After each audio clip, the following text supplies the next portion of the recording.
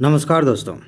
आज से हम शुरुआत कर रहे हैं यूपीएससी के लिए मिनी टेस्ट सीरीज़ की। इसके बाद से 11 बजे एक वीडियो आएगी पीसीएस के लिए मिनी टेस्ट सीरीज़। मुझसे प्रश्न पूछे जाते हैं कि सर ये जो यूपीएससी के लिए सीरीज़ चल रही है, क्या मुझे देखना चाहिए अगर मैं ख़ास तौर से पीसीएस पर ध्यान दे रहा हूँ या दे रही हूँ? ये बहुत ज़रूरी प्रश्न है और आपको समझ लेना चाहिए।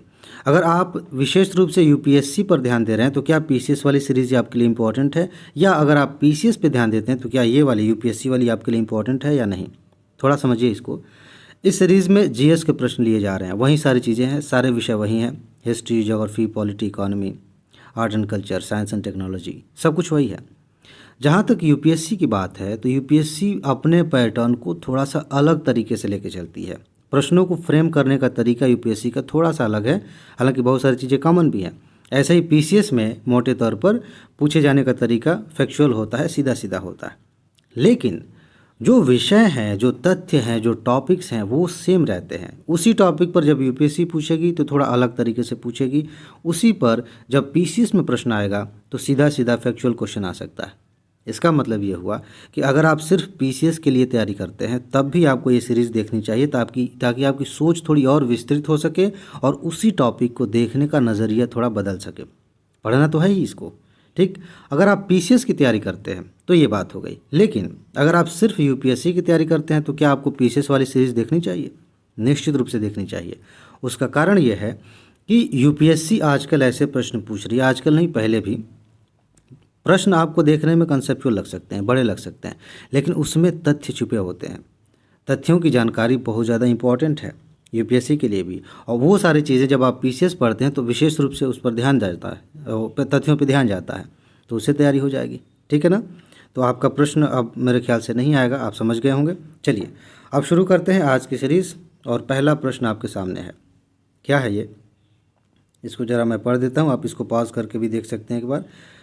निम्नलिखित में से कौन सा कथन सही नहीं है? इसको ध्यान रखिएगा, सही नहीं है। आप जब भी प्रश्न पढ़ें, जब भी, चाहे आप पेपर दे रहे हों, चाहे आप टेस्ट दे रहे हों, कहीं पे लिखा है ये सही नहीं है, ये असत्य है, उसे आप जो है गोला कर लीजिए, कैसे भी करके हाईलाइट करके ध्यान में रखिए कि पूछा गया क्या सही नहीं है। इसके बारे में मैंने पिछले बैच में भी काफ़ी बातें की थी। आप कथन पढ़ते हैं। पहला कथन है, भारत शासन अधिनियम 1935 के प्रावधानों के अनुरूप वर्मा को भारत से अलग कर दिया गया। बर्मा मतलब म्यांमार, अभी उसका नया नाम है। दूसरा कथन है, वर्तमान में भारत में राष्ट्रपति को अध्यादेश निर्गत करने की शक्ति भारत शासन अधिनियम 1935 से प्रेरित है। तीसरा कथन है, भारत शासन अधिनियम 1935 में भारत के लिए एक लिखित संविधान का प्रावधान किया गया था। इसके बाद डी, भारत शासन अधिनियम 1935 में पहली बार प्रांतीय स्तर पर द्विसदनात्मक विधानमंडल की स्थापना की गई। अब बताइए इसमें कौन सा सही है और कौन सा गलत है? ख़ास तौर से पूछा गया कौन सा गलत है, मतलब एक कथन गलत होगा। इसके बारे में मैंने आपको पढ़ाया है टॉप 300 वाली सीरीज़ में, संवैधानिक विकास में ये चीज़ें बताई गई हैं, और आप देखेंगे कि ये वाली चीज़ उसमें शामिल नहीं थी। भारत शासन अधिनियम 1935 में भारत के लिए एक लिखित संविधान के प्रावधान की बात नहीं की गई है। ये कथन गलत है। ठीक है, आप इसे क्या कहेंगे? ये किस तरह का क्वेश्चन है? कंसेप्चुअल है? जी नहीं, ये फैक्चुअल क्वेश्चन है। आपको पता होना चाहिए कि भारत शासन अधिनियम 1935 में कौन कौन से प्रावधान थे, खासतौर से प्रमुख प्रावधानों की बात हो रही है। ठीक है, इस पर यूपीएससी ने मेंस में भी क्वेश्चन पूछे हैं। चलिए आगे व्याख्या देख लेते हैं। भारत शासन अधिनियम 1935 में भारत के लिए एक लिखित संविधान का उल्लेख नहीं किया गया है। भारत में संविधान का सर्वप्रथम उल्लेख जो है वो क्रिप्स मिशन में किया गया था। इसके बारे में भी मैंने बहुत अच्छे से एक वीडियो बनाया था। 1940 से 45 के बीच में, 47 के बीच में कौन कौन सी घटनाएं घटनी भारतीय इतिहास में, उनका एक वीडियो है, उसे आप देखिएगा, बहुत सारी चीज़ें क्लियर हो जाएंगी। चलिए आगे बढ़ते हैं। प्रश्न संख्या 2 देखिए, इंटरेस्टिंग है और यहाँ से क्वेश्चंस खूब पूछे भी जाते हैं। भारतीय संविधान के प्रस्तावना के संदर्भ में निम्नलिखित कथनों पर विचार करिए। और क्या है ये? प्रभुत्व संपन्न, लोकतांत्रिक, गणराज्य, पंथ निरपेक्ष, समाजवादी। सीधा सीधा पूछा गया है कि सही क्रम कौन सा है, किस क्रम में ये बातें लिखी गई हैं प्रस्तावना में। प्रस्तावना छोटा सा है, 1 पेज का है, लेकिन उससे क्वेश्चंस खूब पूछे गए हैं। चाहे वो संशोधन को लेकर के हो या फिर उसमें कितने प्रकार की स्वतंत्रता की बात की गई है, न्याय की बात की गई, इस तरह से क्वेश्चन आते हैं। या फिर ये जो है आपके सामने एक क्वेश्चन है, पूछा जा सकता है, बताइए। चलिए, आपने सोच लिया होगा, मैं बता देता हूँ। इसमें आप ध्यान से देखेंगे तो सबसे पहले जैसे लिखा गया ना, हम भारत के लोग भारत को क्या करना चाहते हैं, प्रभुत्व संपन्न बनाना चाहते हैं, समाजवादी बनाना चाहते हैं, पंथ निरपेक्ष बनाना चाहते हैं और लोकतांत्रिक गणराज्य बनाना चाहते हैं। ये है सीरीज। इसके हिसाब से आप देखेंगे तो डी, कथन डी जो है वो सही होगा। आपको क्या लगता है, ये कंसेप्चुअल है, ये फैक्चुअल है? अब मैंने फैक्चुअल क्वेश्चन क्यों लिए हैं, ये भी इम्पॉर्टेंट है, क्योंकि कुछ लोग ना यूपीएससी के नाम पे इस पे काफ़ी मतलब ऊपर सतही स्तर पे बात करते हैं कि यूपीएससी ये पूछती है, वो पूछती है, इस तरह के क्वेश्चंस आते हैं। जब तक आप उतरेंगे नहीं नीचे, क्वेश्चंस को हल नहीं करेंगे, तब तक आप ये फ़र्क नहीं कर पाएंगे कि कंसेप्चुअल क्वेश्चन का मतलब क्या होता है, फैक्चुअल क्वेश्चन का मतलब क्या होता है। किसी चीज़ को बहुत लंबा चौड़ा लिख देने से वो फैक्चुअल क्वेश्चन कंसेप्चुअल क्वेश्चन नहीं हो जाता कि कंसेप्ट पूछा गया है। यूपीएससी अगर खूब घुमा फिरा के बड़ी बड़ी बातें लिख देती है तो इसका मतलब ये नहीं हो गया कि ये कंसेप्चुअल क्वेश्चन है। कंसेप्ट का मतलब होता है कि आपने उसे समझा है कि नहीं। अभी क्वेश्चंस वैसे भी मिलेंगे, ठीक है, आगे चल के दोनों चीज़ों का मिक्सचर मिलेगा। फिलहाल मैं आपको ये दिखाना चाह रहा हूँ कि यूपीएससी बड़ी स्मार्ट तरीके से फैक्ट पूछ रही है। ध्यान रखिएगा, 2000 अभी जो पेपर हुआ है ना, जाकर देखिए उसमें कितने फैक्चुअल क्वेश्चन आए हैं। चलिए आगे देखते हैं। तीसरा क्वेश्चन, फिलहाल इसका ये देख लीजिए, इसमें जो है सही क्रम यहाँ पे लिखा हुआ है, प्रभुत्व संपन्न, समाजवादी, पंथ निरपेक्ष और लोकतांत्रिक गणराज्य बनाना चाहते हैं हम। आगे चलते हैं। ये जो है तीसरा प्रश्न, भारतीय संविधान के मूल अधिकार के संदर्भ में निम्नलिखित कथनों पर विचार कीजिए। अब ये है कंसेप्चुअल क्वेश्चन। समझिए कि इसमें कौन सा कंसेप्ट शामिल है। अपने आप में ये कठिन प्रश्न भी है, लेकिन अगर आपने पढ़ा है तो आसानी से उत्तर दे सकते हैं। कहा गया है, विधि के समक्ष समता ब्रिटेन के संविधान से लिया गया है, यह एक सकारात्मक अधिकार है। हवा नहीं लगेगी कुछ लोगों को जिन्होंने नहीं पढ़ा है। दूसरा, विधियों का समान संरक्षण अमेरिका के संविधान से लिया गया है और यह एक नकारात्मक अधिकार है। बताइए इसमें से कौन सा कथन सही है, कूट का प्रयोग करना है, और कौन सा कथन गलत है। देखिए, ये दोनों कथन गलत है, थोड़ा सा हेर फेर किया गया है। आधी लाइन सही है दोनों में, लेकिन नीचे की जो लाइनें हैं ना, ये वाली, इनको जो है बदल दिया गया है। अब मैं आपको बताता हूँ यहाँ पढ़ के, तब आपको अच्छे से समझ में आएगा, क्योंकि ये कंसेप्चुअल क्वेश्चन है, कई सारे लोगों को दिक्कत होगी समझने में। विधि के समक्ष समता ब्रिटेन के संविधान से लिया गया, ठीक है, यह एक नकारात्मक अधिकार है, जबकि विधियों का समान संरक्षण अमेरिका से लिया गया है, अमेरिका के संविधान से लिया गया है, और ये एक सकारात्मक अधिकार है। अब ये सकारात्मक और नकारात्मक अधिकार का क्या मतलब है, इसे थोड़ा सा समझ लीजिए। अभी मैं इसको बिना पढ़े अगर बताऊं तो जैसे मान लीजिए कि मैं कह रहा हूं कि लोगों के कल्याण के लिए सरकार ये कदम उठाएगी, तो ये एक तरह का सकारात्मक प्रयास है, सकारात्मक अधिकार है। ये एक अधिकार दे दिया गया। मान लीजिए कि भुखमरी से निपटने के लिए सरकार जो ऐसा कानून बनाएगी जो सभी के लिए सुनिश्चित करे कि उन्हें पर्याप्त भोजन मिले, ये सकारात्मक अधिकार है। लेकिन अगर ये कहा जाए कि नागरिकों के फलाना अधिकार को या इस चीज़ को सरकार नहीं छुएगी, टच नहीं करेगी, परेशान नहीं करेगी लोगों को, तो एक तरह से सरकार पर सीमा लगा दी जा रही है, उसे रोका जा रहा है कुछ करने से, तो वो जो है नकारात्मक अधिकार है। ये मोटे तौर पर वो चीज़ें, लेकिन इसके अंदर थोड़ा घुसेंगे, जो क्वेश्चन पूछा गया है तो कुछ और एग्जाम्पल्स आपको देखने को मिलेंगे। जो पहला संदर्भ है, यानी कि जो ब्रिटेन से लिया गया है, विधियों का क्या है, विधियों का संरक्षण है, नहीं, विधि के समक्ष समता, ये ब्रिटेन से लिया गया है। और उसमें कौन कौन सी बातें शामिल हैं ज़रा देख लीजिए। यहाँ थोड़ा और ऊपर आते हैं, ये हाँ, एक मिनट, सॉरी। तो पहले संदर्भ में किसी व्यक्ति के पक्ष में विशिष्ट विशेषाधिकारों की अनुपस्थिति, ये बात शामिल है, ठीक है। पहली बात कि किसी खास व्यक्ति के संदर्भ में कोई विशेषाधिकार नहीं होगा, ओके। दूसरी बात, साधारण विधि या विधि न्यायालय के तहत सभी व्यक्तियों के लिए समान व्यवहार किया जाएगा, ये पहले वाले में शामिल है। दूसरी बात, कोई भी व्यक्ति हो, अमीर हो, गरीब हो, उन सब के लिए जो है एक बात यह है कि कोई भी कानून से ऊपर नहीं है, ठीक।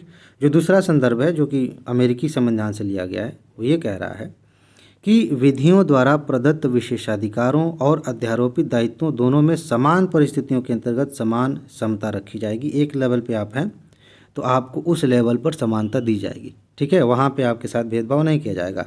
समान विधि के अंतर्गत सभी व्यक्तियों के लिए समान नियम है, ये चीज़ ध्यान रखिएगा।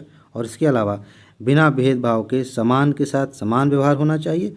इस तरह जो पहला है वो नकारात्मक है और दूसरा सकारात्मक। यहाँ से अगर आपको समझ में नहीं आया होगा, ये नोट मिलेगी, बार बार पढ़िएगा, समझ में आ जाएगा।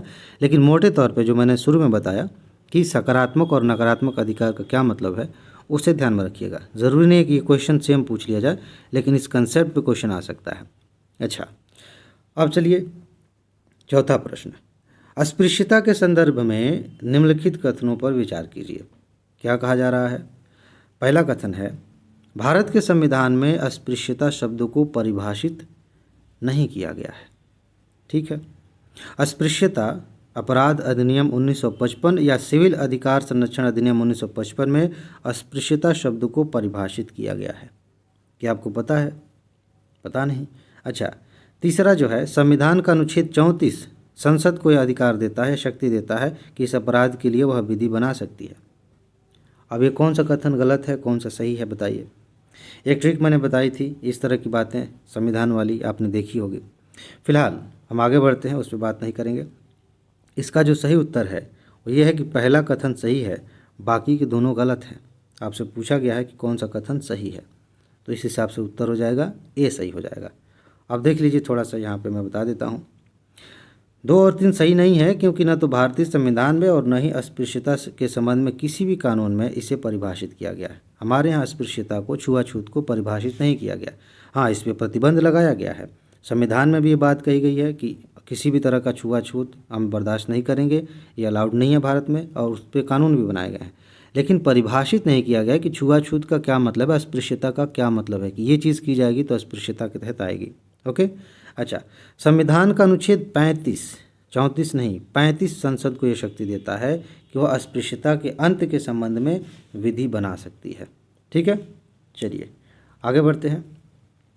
5वां प्रश्न, इस प्रश्न को देखिए जरा। भारतीय संविधान में प्रतिष्ठित राज्य के नीति निर्देशक तत्वों के अंतर्गत निम्नलिखित प्रावधानों पर विचार कीजिए। अब आपको विचार करना है। क्या विचार करना है? इस लाइन को, नीचे वाली लाइन को पढ़िए, क्योंकि कई बार यहाँ तक आते हैं तो पता चलता है क्वेश्चन कुछ और पूछा गया था। उपर्युक्त में से कौन से गांधीवादी सिद्धांत हैं? अगर आपने पढ़ा हो तो पता होगा, नहीं पता हो तो बता दूं कि जो डीपीएसपी है, जो आर्टिकल्स हैं, उनको 3 भागों में बांट कर देखा जाता है कि बहुत सारे ऐसे सिद्धांत हैं जो समाजवादी सिद्धांत हैं। मतलब उसमें दिखता है कि ये समाजवादी सिद्धांतों को लागू करने के लिए आर्टिकल्स शामिल किए गए हैं। कई सारे ऐसे आर्टिकल्स आपको मिलेंगे जो गांधीवादी विचारधारा से प्रभावित हैं, जिनको आप कह सकते हैं गांधीवादी सिद्धांत हैं। और ऐसे भी आर्टिकल्स हैं जो बौद्धिक उदारवादी आप कह सकते हैं, उस तरह के हैं। 3 कैटेगरीज बनाई गई हैं। और ये प्रश्न यूपीएससी ने पूछा भी था।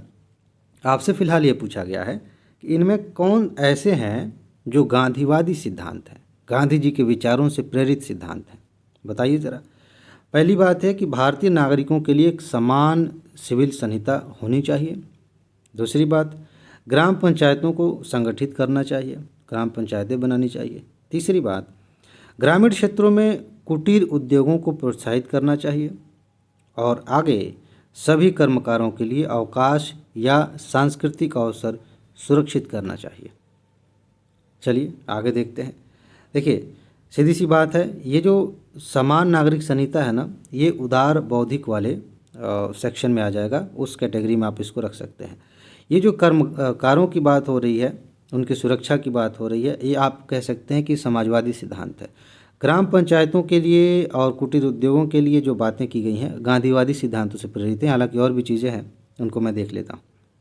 देखिए, तो इसका उत्तर आप इसके अनुसार यहाँ चुन सकते हैं।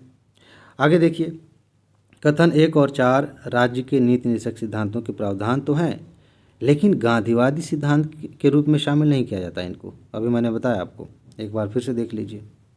ये नीचे से एक्स्ट्रा कुछ आने लगता है। ये जो कथन 1 है और ये कथन 4 है, ठीक है, ये गांधीवादी सिद्धांत नहीं है। 2 और 3 इन्हें आप रख सकते हैं। आगे चलिए, गांधीवादी सिद्धांतों में एक बार ज़रा देख लीजिए। आर्टिकल 40 जो है, इसे शामिल किया जाता है। 43, इसके आगे जो लिखा है आप पढ़ सकते हैं। 43 ख, इसे शामिल किया जाता है। इसके अलावा 46, 47, 48 इनको गांधीवादी सिद्धांत के रूप में देखा जाता है।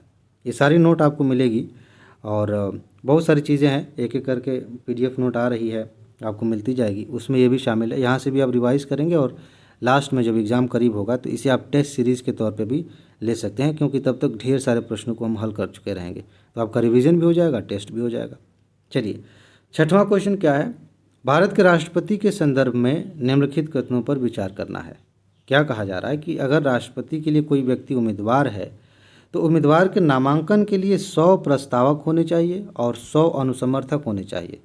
यानी कि एक व्यक्ति राष्ट्रपति का चुनाव लड़ना चाहता है तो 100 लोग उसके नाम का प्रस्ताव देंगे और 100 लोग सिग्नेचर करेंगे कि हाँ भाई हम इनका समर्थन करते हैं। ठीक, ये कहा गया है कथन, आपको बताना है कि सही है कि गलत।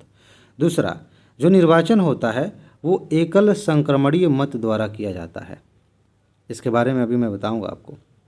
और मतदान जो है वो खुला मतदान होता है। कौन सा कथन सही है? देखिए, सिंपल सी चीज़ है, ये पहला कथन गलत है। पहला कथन इसलिए गलत है क्योंकि 100 नहीं 50 होते हैं। आपको क्या लगता है कि इस तरह से 3-4 लाइनें बना देने से कंसेप्चुअल क्वेश्चन हो जाएगा? ये फैक्ट है, आपको पता होना चाहिए कि कितने हैं। अगर नहीं पता है तो दिक्कत हो सकती है, और सिर्फ यही पता है तो ये भी कैंसिल हो जाएगा, ये भी कैंसिल हो जाएगा, ये भी कैंसिल हो जाएगा, जो बच गया वही सही है। मान लीजिए कि आपको ये नहीं पता था कि खुला मतदान होता है कि गुप्त मतदान होता है, फिर भी आप सही कर लेंगे। ठीक है, चलिए, तो ये चीज़ है, मैं थोड़ा सा समझा दूं आपको। एकल संक्रमणीय मत का मतलब ये होता है कि जैसे मान लीजिए कि 4 लोग जो है चुनाव लड़ रहे हैं और आपको वोट देने का अधिकार मिला है, तो आपका तो वोट तो एक ही है ना, लेकिन आपका वोट संक्रमणीय है, उसको बांटा जा सकता है कई हिस्सों में। कैसे? आप कहेंगे कि भाई ये जो है 4 लोग हैं ना, तो मैं पहले प्राथमिक रूप से इनको चुनना चाहता हूँ, अगर उनके बाद मुझे चॉइस मिले तो मैं इनको चुनना चाहूँगा, उनके बाद मैं इनको चुनना चाहूँगा, उनके बाद मैं इनको चुनना चाहूँगा। तो आप अपनी प्राथमिकता के हिसाब से अपने वोट को बांट देते हैं कई हिस्सों में। ठीक है, लेकिन जब शुरुआत होती है, वोटिंग जब गिनती होती है, तो सबसे पहले पहली प्राथमिकता वाले जितने वोट हैं उनको गिना जाता है। इस तरह से वो सिस्टम काम करता है। तो इसको कहते हैं हम एकल संक्रमणीय मत प्रणाली। ये राष्ट्रपति के चुनाव में लागू होता है। गुप्त मतदान होता है, ये ध्यान रखिएगा, खुला मतदान नहीं होता। आगे चलते हैं, इसी में व्याख्या आप देख लीजिए, यहाँ पे 1 और 3 सही नहीं है। 50 अनुसमर्थक और अनुमोदक होने चाहिए, बाकी सारी चीज़ें जो है यहाँ लिखी गई हैं। गुप्त मतदान होता है और ये चुनाव होता है। 7वां क्वेश्चन देखिए, भारत का प्रधानमंत्री बनने के लिए न्यूनतम आयु 30 वर्ष होनी चाहिए। अच्छा, और भारत में उपराष्ट्रपति पद का सृजन संविधान के क्या है, सृजन संविधान के प्रावधान से हटकर हुआ है। इसका मतलब क्या है? इसको अगर सिंपल भाषा में लिखा जाता तो ये कहा जाता कि भारतीय संविधान में उपराष्ट्रपति का पद नहीं है कहीं पे। मतलब आर्टिकल वगैरह देख नहीं कहा गया कि एक उपराष्ट्रपति का भी पद होगा, यानी कि अब संविधान से हट के प्रावधान किया गया। अब बताना है कि इसमें से सही कौन है। सोचिए, इसके बारे में मैंने पढ़ाया भी है, आपको नोट भी दिया है। इसमें जो है दोनों कथन गलत हैं। अभी देख लेते हैं दोनों कथन गलत है कि क्या है। सॉरी, हाँ, ये पहला सही है। पहला सही है, इसलिए सही है क्योंकि उसको सिंपल करने के चक्कर में उसको अलग समझ लिया। देखिए, इस लाइन को थोड़ा ध्यान से समझिएगा। मैंने इसके बारे में पहले भी आपको बताया था कि कई बार ऐसा होता है, यूपीएससी जब क्वेश्चन पूछती है तो आप ध्यान रखिएगा कि किसी चीज़ को लिखा गया कि क्या ये भारतीय संविधान में शामिल है। खास तौर से ये पूछा जाता है कि भारतीय संविधान में इसकी परिभाषा दी गई है, स्पष्ट रूप से इसका उल्लेख किया गया है। तो ये कथन ज़्यादातर 99% संभावना होती है कि ये गलत होता है। अभी मेरे दिमाग में वही आ गया था, एक तरह का ट्रिक भी है। और इस बार 2 क्वेश्चन ऐसे आए भी थे, 2022 के प्री में 2 क्वेश्चन आए थे। अगर सिर्फ आप इस बात को ध्यान में रखते तो वो आपका सही हो जाता। लेकिन यहाँ तो उससे हट के बात की गई है ना, इसमें साफ साफ कहा है कि ये संविधान में नहीं है। ठीक, और ऐसा है भी कि संविधान में उप प्रधानमंत्री के बारे में कोई बात नहीं की गई है, ये अलग से प्रावधान किया गया। ये तो कथन सही होगा ही। ठीक है, पहला कथन गलत इसलिए है क्योंकि 30 वर्ष नहीं, लोकसभा के चुनाव लड़ने के लिए 25 वर्ष की उम्र होनी चाहिए। और आप जीत जाते हैं या नहीं भी जीतते हैं, 25 साल की उम्र है, बाकी योग्यताएं आपके पास हैं, भारत के नागरिक हैं, दिवालिया नहीं है, मानसिक रूप से विक्षिप्त नहीं है, ये सारी चीज़ें हैं, तो आप प्रधानमंत्री बन सकते हैं इन योग्यताओं को ध्यान में रखते हुए। तो ये है कि 25 वर्ष की आयु होनी चाहिए, ये हो गया। बाकी ये जो है संविधान में कोई उपबंध नहीं है राजनीतिक बाध्यताओं के कारण, जैसे कि पहले ही शुरुआत में आप देखेंगे कि प्रधानमंत्री उप प्रधानमंत्री जैसे पद बना दिए गए थे। तो ये ऐसे ही है, एक तरह का राजनीतिक खेल है और कुछ नहीं। आगे देखिए, ऐसे प्रश्न भी पूछे जाते हैं। क्या है ये कि किसका अध्यक्ष प्रधानमंत्री होता है। ये ऊपर कुछ बॉडीज़ के नाम दिए गए हैं, बताना है कि इनमें से किसका अध्यक्ष प्रधानमंत्री होता है। थोड़ा सा मुश्किल सवाल है, पर यहाँ पे अभी आप देखेंगे कुछ एक लिस्ट दी गई है, लेकिन वो भी पर्याप्त नहीं है। बहुत सारी लगभग 20-25 ऐसी बॉडीज़ मिल जाएंगी जिसमें अध्यक्ष के तौर पे प्रधानमंत्री होते हैं। अब ऐसे क्या करेंगे, ऐसे में या तो सारे सही होंगे या फिर कोई ऐसी बॉडी होगी जिसमें प्रधानमंत्री अध्यक्ष नहीं होंगे, और अगर आपने उसे पहचान लिया तो आपको उत्तर तुरंत मिल जाएगा।